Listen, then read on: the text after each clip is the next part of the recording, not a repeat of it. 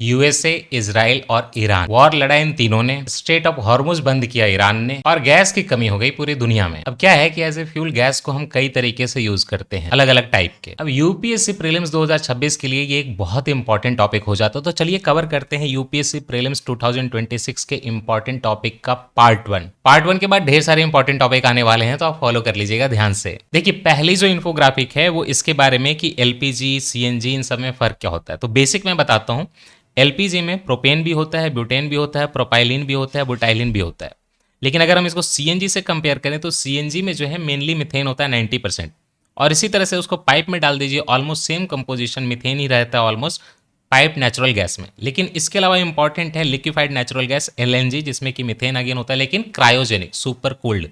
Then एचसीएनजी आजकल करने की बहुत जरूरत है। क्यों? क्योंकि इसमें हाइड्रोजन का मिक्स होता है आपके सीएनजी के साथ।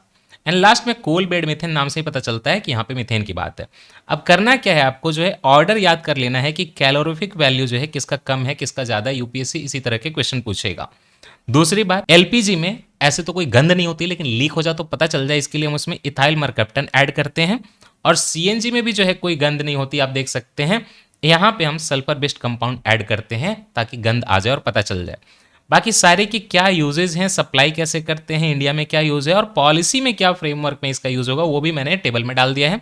और सबसे इंपॉर्टेंट है कार्बन फुटप्रिंट की किससे कितना ज्यादा रिलीज होता है। तो ये सारे ऑर्डर जो है ना, ये सारे आपको याद करने पड़ेंगे क्योंकि ये बहुत इंपॉर्टेंट टॉपिक है।